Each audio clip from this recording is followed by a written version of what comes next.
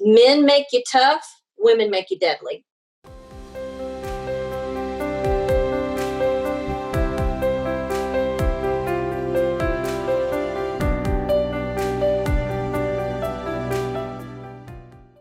What got you interested in jiu-jitsu originally? Originally, it was through MMA training. I started out in self-defense and just basic Hapkido self-defense. And the instructor was also one of the MMA class instructors. And after a certain point in Hapkido training, he said, why don't you give that class a try? And I said, I can't do that. I'm too old to do that. He goes, you can do it. And I did it. And jiu-jitsu, the ground was the equalizer. You know, on my feet, you were going to hit me or kick me before I even got anywhere near being able to hit or kick you. But on the ground, I felt like things were more equal, and I fell in love with it. How long have you trained jiu-jitsu? I have only done formal jiu-jitsu, like belt training, for 5 years. I've been in martial arts for about 8 or 9, but jiu-jitsu 5. What style of jiu-jitsu do you practice primarily? Gi, no gi, a little bit of both? Mainly gi. We have no gi a couple nights a week. No gi is probably my first love, but mainly gi.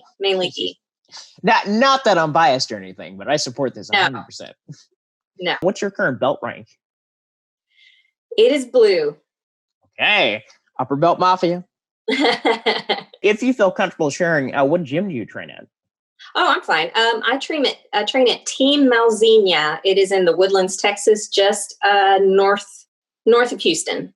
What are some things that you look for in a martial arts gym when you're trying to find a home base for you?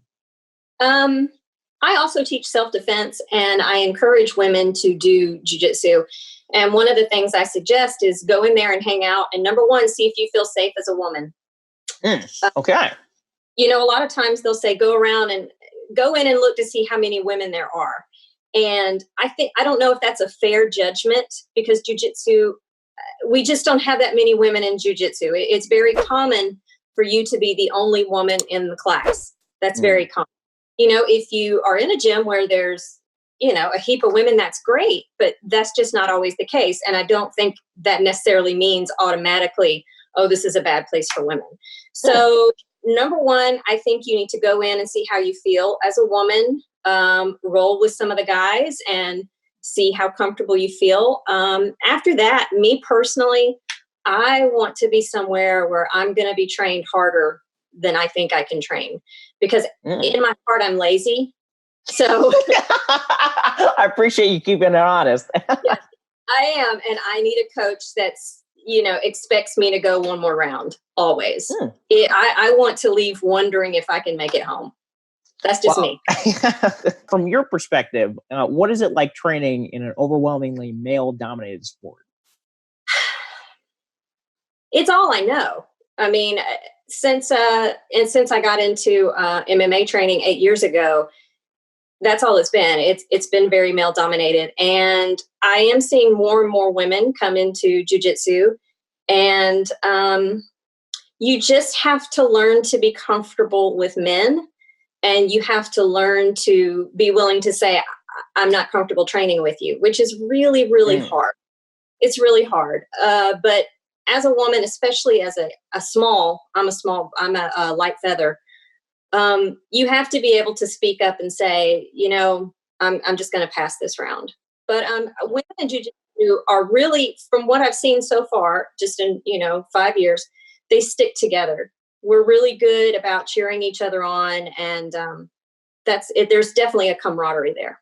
Awesome. What are some barriers or challenges that you've had to overcome having to train in a male dominated? Oh, how much time do we have? Okay. Well, I got about an hour and a half before my doctor's appointment. Okay, good. That might fit in half of it. Well, first of all, I came into jiu-jitsu late in life. I didn't start till I was 41. And that's tough. I am a light feather. I'm a small human. I had a lot of serious back issues going into jiu-jitsu, and about 2 years into it, I had a disc collapse, and my left leg was paralyzed, and it was progressive. Well, it was like 75%. It was creeping up day after day, more and more. So I had to go into emergency surgery for that, and they said, no more martial arts, no more. I know. I just laugh. Oh yeah, I'll get right on it. Yeah, I'll get right on that. But that was definitely a biggie to have to overcome. And, I wasn't always comfortable in a male-dominated room. That took some getting used to too. It did. So that was definitely a barrier for me. I had some I told you we needed time. I had some claustrophobia issues too. If I was completely covered, if a gi went over my face and I could only get hot air in my nose, you know what I'm talking about? A little bit. But, now jiu-jitsu is one of those, no matter what your injury is, go train. You'll figure it out. Do you compete? Yes, I compete. My most recent, I won at the Houston Ibjjf Open.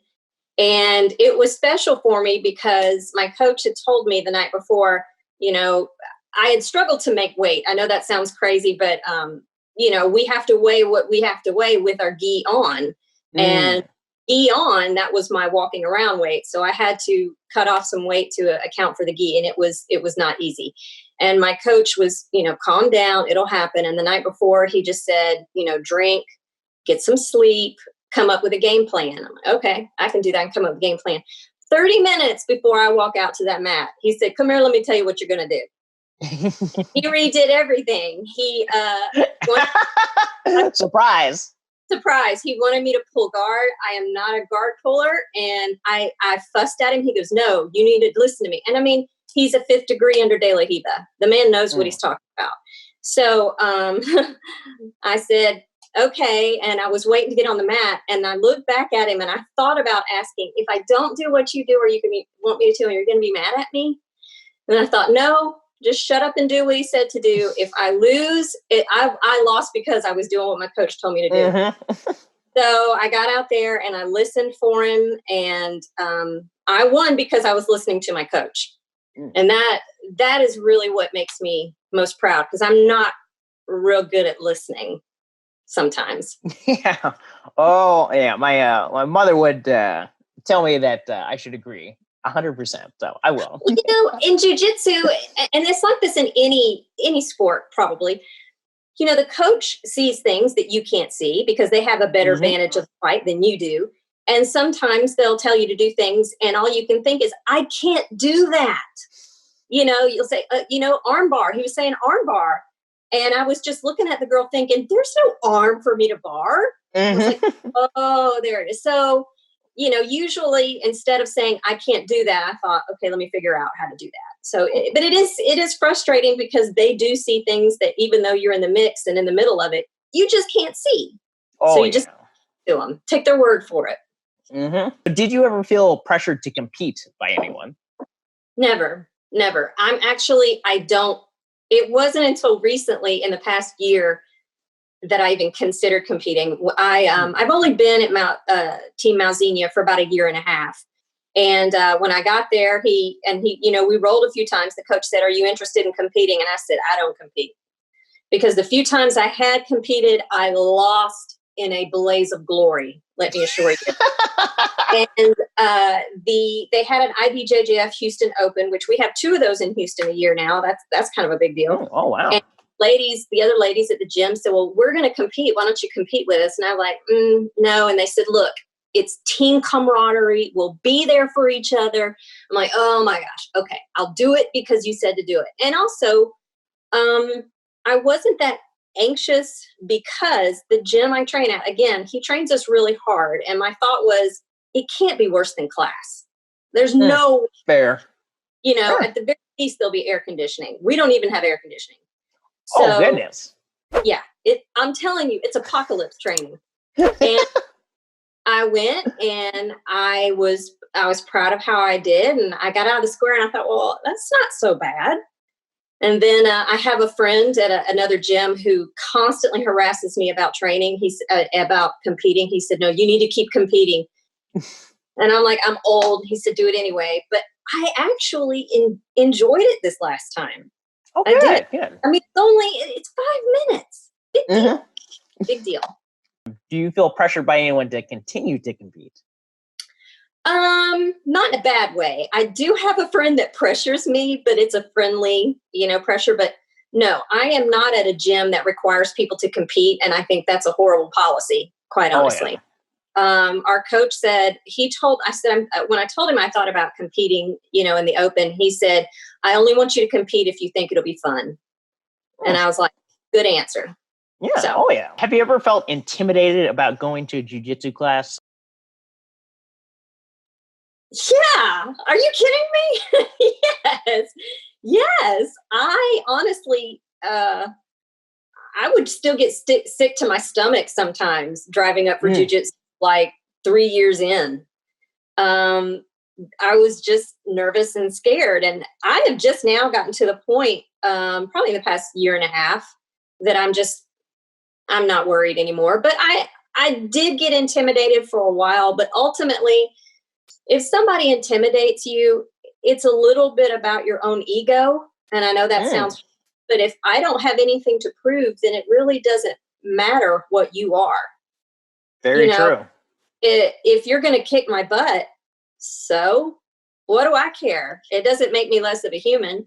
So, I kind of dropped that, and I kind of got the go ahead and submit me. I don't care. And I got to class, and there were some days I would try to make a goal for class, easy goals, get on top one time. Mm-hmm. And so if I accomplished that I really didn't care. And there were a couple times when somebody submitted me that they kind of made a snarky comment, which is not, it was a visitor to the gym. Nobody in my gym. Okay. And it kind of irritated me. And I thought, so what? What do I care? So if you don't care, it doesn't matter. That's the way I see it. What were some things that were helpful in overcoming that? You don't have anything to prove to anybody. You don't. You really don't. And that is hard. That is hard to get over. It is. But once you figure out, look, I'm here for me. That's all. I'm not saying you're not there for your teammates. That's not what I'm saying. I'm saying, comparison is the thief of joy. That's just facts. So you need to go in there, and you're going to have great days, and you're going to have a lot of really terrible days. But the great thing, it is, jiu-jitsu learning isn't a smooth slope. It's more like mountains. And when you're at your worst that you're about to have a learning jump. So that's the good thing. And you just have to remember, my bad days now, even though it's low, it's higher than what my good day used to be. So, today I may be complaining because I didn't get that daily Hiba sweep just like I wanted, when used to my goal was to do a trap, bump, and roll. Mm-hmm. Or just come on top for one time. Or to walk on the mat without being terrified. So you just have to, whatever is your issue, it's going to come out on the mat. I don't care how confident you think you are. Once you get on that mat, it gets real, real fast. Oh, yeah. It does. You either know what you're doing or you don't. Yeah, I've compared it to, the never-ending story. You strike me. Oh, yes. Okay. All right. You remember when Atreyu was walking to the Southern Oracle and he had to walk between those statues and face who he really was? Mm-hmm. That's jiu-jitsu. You got to get okay with who you are. And I think that's one of the gifts of it. That's one of the blessings of it. So on that note, what has jiu-jitsu done for you? So, for example, increased confidence, feeling healthier, things like that. All that. Confidence has been a huge, huge thing because I had always done individual sports growing up. So, in track and field, you don't have to stare down another human. Jiu-jitsu, you have to look another human in the eye and be willing to wrestle that person. It really, self-confidence was one of the biggest things. And it's not just confidence on the mat. That confidence leaks over into other areas of your life. And I tell women in self-defense, one of the blessings of jiu-jitsu is it keeps people from being able to intimidate you with personal space. And that is something that I was intimidated by. If somebody got too close to me before jiu-jitsu, I would kind of back up. And now I'm like, what are you going to do? Choke me? I got choked 100 times this week. What do I care? It's helped me as a writer. It is because it's taught me patience, and it's taught me to take the ups and downs and take the victories where they come and consider the defeats learning days. Because you learn way more on the days you get submitted than on the days that you just wipe everybody out. What keeps you coming back to train? I mean, you've been doing this for a minute. You've had all of this success up to this point. So what keeps you coming back? Probably just old school addiction. Yeah. Y'all got any of that jiu-jitsu? Yeah. There's no feeling like it. There's just, of all the sports I've done, all the different activities I've done, there's nothing like jiu-jitsu. And it's hard to really put a finger on the pulse of it and say that's the thing. But I know when I leave jiu-jitsu, I feel better than before I walked in. And some days that's enough, and as a writer, it helps me clear my head. It helps me manage my emotions, because there are times on the mat that you want to panic. There's times that you want to be mad. There are times you want to stomp away, and it's helped me manage my emotions outside of jiu-jitsu. If I get frustrated with writing, I just have to say, it's fine, breathe, take a few minutes out here and there. So, man, the blessings of jiu-jitsu just keep on coming. Oh, the better awesome. you get, yeah, they are. And it's not that they're better blessings, but the farther along you are in it, the more benefit you see. That first, those first couple of years as a white belt, you just think, what am I doing here? Mm-hmm. Why do I keep coming back? I have black eyes every day, busted lip every day. And then you get to the point to where you're like, okay, I see why I'm coming back. Yeah. Mm-hmm. Then you start doing that to other people, like, yeah. I'm so proud of my black eyes now. I haven't had one in a long time. Actually, the farther along I go in jiu-jitsu, the less injured I am. So I'm for that. That's the great part about getting skilled enough to understand, hey, here's where the danger is, here's where it's not, and how to handle spazzy people twice your size. Right. You don't really enjoy anything until you get some proficiency at it. If you start playing an instrument, it's awful. Playing the guitar, your fingers bleed. It's terrible. Well, the enjoyment's not going to come until all that's over with. Mm-hmm. And it's the thing with jiu-jitsu, and especially that white belt, you're like, oh, if I could just get a blue belt. Then you get that blue belt and you're like, oh, I can't do this anymore. Because then you realize how easy everybody's been taking it on you. You're like, oh, I can't do this. But if you'll stick with jiu-jitsu, you can be guaranteed whatever you put into it, that's what you're going to get back. 100% return on that investment. After the training you've done so far, what is some advice that you would give yourself on your first day, if you could? Oh my gosh, that's a good question. I should have read these questions before I got. I think I would have told myself, you have no idea how this is going to change you as a person, and it's worth it. You can't. The person that you are right now on this first day is just a little bit of the person you're going to be because of it. So no matter how tired you are, no matter how intimidated you are, no matter how fill in the blank you are, it's going to be worth it. So quit whining, shut up, train. What do you think would help get more women and girls into jiu-jitsu? Oh my gosh. To see more women in jiu-jitsu, ironically. I'm a part of there's a lot of different social media groups for jiu-jitsu women. And one of the women posted that, she was the only woman at her gym and she was just tired and she couldn't do it anymore. And I said, the fact that you're the only woman at your gym shows that this is much bigger than you.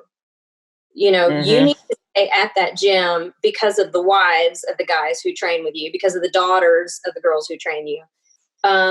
So I think the women who are in jiu-jitsu, we just need to keep doing what we're doing. We need to invite our female friends. We need to post about it on social media, because just even in the past 8 years, I've seen a change in how people view women in jiu-jitsu. I remember specifically when MMA training, and I was the only woman in there. It was after class and we were listening to the coach, and I was just kind of sitting there, soaking wet. And I looked over at a mother whose kid was about to go into a Taekwondo class. And she looked at me like I was just gross. And it made me feel terrible. It made me feel terrible. But I'm glad I stayed in it, because then there were some other teenage girls that asked, how old do we have to be before we do this class? Think, okay, so stay with it. It's much bigger than you. So I think the women who are in jiu-jitsu now just need to keep on keeping on. Don't give up. Well, I'll let you know. I've noticed, like I said before, a lot of the same answers with various times I've talked with people about this. And from my perspective, it's weird because I recognize there seems to be this weird consistent theme, but I mean, that's not something I can just snap my fingers. So that was part of the reason for the genesis of this project. So hopefully, at the very least, people can take a look at this after the fact and see, okay, hey, this grappler from Texas, this grappler from the Pacific Northwest, from Florida, facing consistent things. So here's how they've overcome it. But here's something, women, that has been a question that people have asked me, especially women. They have asked, is it not sexual in some way? And I know that when you're in jiu-jitsu, you know what I'm talking about. Oh, yeah. Yep. Because if people are just looking at it and they've never done it before, they just see people rubbing all over. They're all over each other. And I want to assure women that's not how it is. You truly get to a place where you just see an opponent. I may recognize he's a man because of how much heavier he is than me. But you will find that by and large, the men are incredibly respectful. They are respectful of your personal space as a female. And I didn't really realize that until I videotaped one of my coaches and I rolling no gi, because no gi, that's very up close and personal. And I was incredibly impressed at how careful he was with his hand placement. It happens sometimes that, stuff gets pushed and all that, but it's incidental. It's not purposeful. And I think it's a good place for a woman to get comfortable with that, because if you're in a situation where you're being attacked, that's not a time to get comfortable with somebody being in your personal space. You need to be confident in your personal space before you're forced into it. So I want to assure women, first of all, you can also always roll with other women. If there's not women at your gym, then you need to go ahead and tell your coach, I feel weird about this. Tell the guy you're training with, I got to be honest, I feel super weird about this, because I can't think of one guy I've trained that wouldn't have said, I get it. I'll be careful. So that does go away. I promise you. How do you think gym owners and instructors can help make gym environments more welcoming to women and girls? Ooh, that's a very good question. There can't be any sexual jokes on the floor. Okay. And I know that sounds crazy, but it happens. That needs to be put away really quick. And that's how it is in my gym. You don't hear any type of sexual innuendo comment from anybody, anywhere, anytime. You also need to look to see how the men are rolling with the women. Sometimes, unfortunately, and this is not all the time, but you are going to run into some men that have a hard time losing to a woman. And they will, you understand. Oh, yeah. Men are raised to believe that they're supposed to be bigger, better, faster, stronger. It's not men's fault. It's how you're raised. And so they may sometimes get a little bit rough with the woman without need. And I think as a gym owner, you need to be very open to women talking to you about that. And you need to watch on the mat, watch how your women are treated on the mat, and talk to them. Say, hey, how are you doing? How are things? Do you feel confident here? Ask them things like that, and when they sign up, I think you should say, hey, look, you can always come to me. Okay. I just leave. Are you an instructor, or do you have a desire to instruct others in the future? I am not an instructor in jiu-jitsu. In writing, I am a teacher. I used to be a high school teacher. Oh, really? Yeah. I was a high school Spanish teacher. Oh, wow. Oh, goodness gracious. Okay. And a track coach. So I help the kids, and sometimes in the kids class, I've taught women's self-defense at my gym. But as far as being a jiu-jitsu instructor, sure, why not? If the coach feels like that's something he wants me to do, I'll do it. I love teaching. Just to show that everybody's human, do you have any embarrassing moment that you've either been a part of or you've experienced personally that you can share? Oh my gosh, probably not that I can share. I will say that one embarrassing moment, and this is kind of a sad / embarrassing moment. I was going through a really hard time. One of my children was really sick, and I was really stressed out. And so I was at the gym and I was rolling, and I just burst into tears. From the stress, and I just couldn't stop. And I just crawled over next to the wall, and I sat there, and I just cried for a while.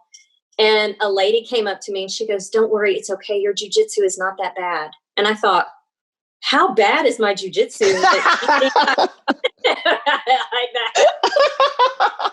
So that's probably one of the most embarrassing, that's probably the most embarrassing. Oh yeah. I don't know what it is, but I just have this knack for making some of the female partners that I roll with fart. I don't know if it's just the top pressure. It happens over and over again, Carla. And I'm just like, it's they're that relaxed. Apparently. Who are some inspirational female figures for you? Preferably jiu-jitsu practitioners, but any other female Oh figures? my gosh.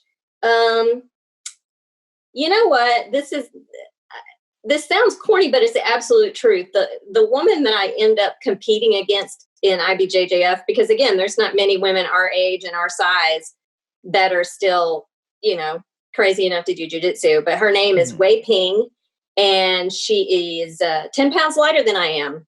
Tiny little woman from Hong Kong. And I just respect her so much because she is in there competing year round all the time. And this last time we competed, she said, "So now you have to do masters." I'm like, "Masters World? Are you kidding?" And I just, and I thought, okay, Wei Ping can do it. I can do it. And so she's been, and she doesn't even know that. She doesn't even know it. When she competed in Masters World last year, I kept up with her schedule like a, bona fide stalker, just to see if she was winning, see how she was doing. And it wasn't because she's my competition. It's because I'm like, we Masters women have to stick together. So, she's probably definitely one, and others just different instructors that I've had. I have an instructor I used to have named Katie, who she just made me want to be badass at jiu-jitsu because she is a no-gi nightmare. And I used to sit back and watch her just, finish guys and no-gi. And I was like, oh my gosh, when I grow up, I want to be Katie. So Katie Cooper is another one. Yeah, Wei Ping and Katie Cooper, definitely. And they're not, these aren't stars. I can't really look out and say, look at that star on the map, because I don't feel like I have anything in common with them. I think, they're such a level above me. I will say that I don't know her name. Who beat Bia Mosquito in a Bia? Yep, I know exactly what you're talking about. I was very proud for her. I was very proud. Yeah. So I was sad to see. I think she broke her arm in the ADCC. She did. And I was like, ooh, but at those highest levels, I know. And no room for error. Armbar, you could see her elbow coming up in that armbar. Just like, please tap, please. Ooh. Imagine there's a little girl out there who's interested in jiu-jitsu or martial arts, but is feeling shy about it. What would you tell her to help encourage her to get through the door in the first place? Girl, you can do this. As my coach tells me, life is hard. Jiu-jitsu is easy. It is. You can do this. You can do a whole heck of a lot more than you give yourself credit for. So give it a shot. I know that's not super inspiring. I probably should have really inspiring words, but when it's a little girls just need somebody to tell them, you really can do this. I promise.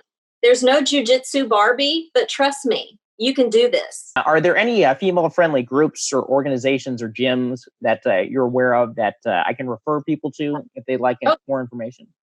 Yeah, look up on Facebook, depending on how you are. If you're over 30, isn't that when Masters starts? That's sad. I believe so.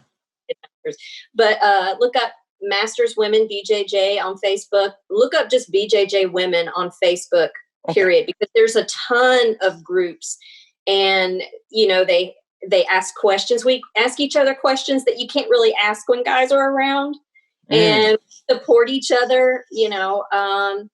Girls and Geese is another amazing organization. They have different events all over the country. So definitely look up Girls and Geese. Okay.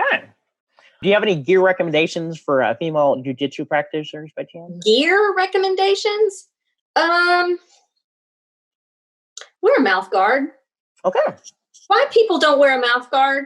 People who don't wear a mouth guard have never broken a tooth. That's my opinion. Wear a mouth guard.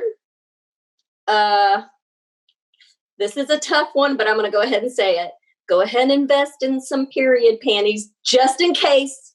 Because sometimes, and I'm sorry if that's hard for sensitive ears. Oh, no, not at all. I would prefer this to be as 100% honest because, there are things with guys like, we need a specific kind of cup. This is more comfortable or not comfortable. But I will say, I don't know that kind of thing in an interview like this. Especially, when you get active in sports and when you get older, your cycle is just kind of all over the place.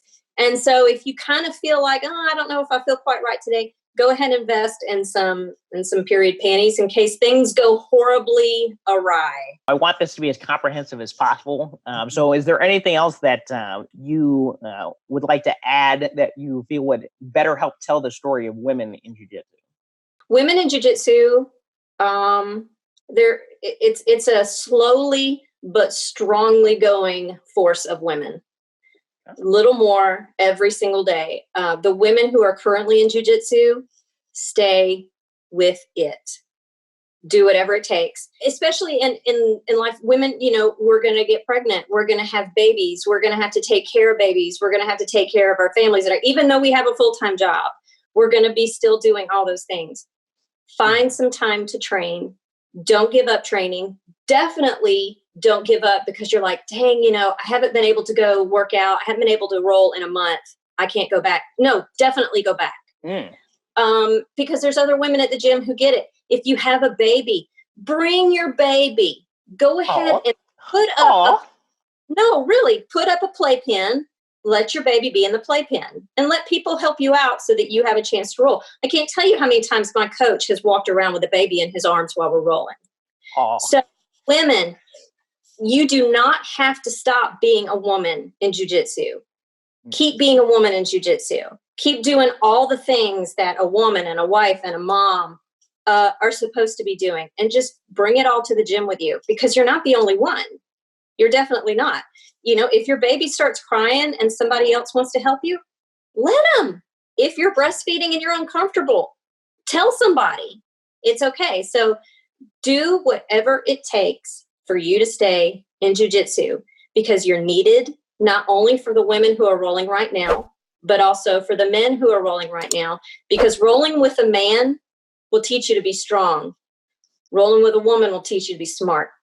Men make you tough.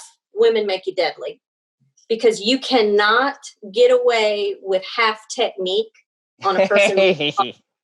Okay. Muscle will only get you so far. So women, your female teammates need you. Your male teammates need you. And the girls coming in that gym, with their dad, the wives coming in the gym with their husband, they all need you there too. Promise. So if folks are interested in following your story or check out your book or anything like that, is there any places where they can be directed to come check you out or pick up your book? Absolutely. Go to Fight, FIGHT, Write, WRITE.net. I am a fighter and writer who teaches other writers how to write fight scenes. My book is out with Writer's Digest. You can get it anywhere, Barnes & Noble, Amazon, anywhere. And it's FightWrite, FightWrite, how to write believable fight scenes. Excellent. And I will include a link to that. In fact, I already got a link up on my website currently. But so thank you very much. Like I said, I don't want to keep you too terribly long because I know you got other stuff going on. But thank you so much. This has been a great interview. All right. Thank you. All right, take care. Well, with all that said, my name is Ron Williams. You can find me over at BJJ2MMA.com, and I'll see you on the mat.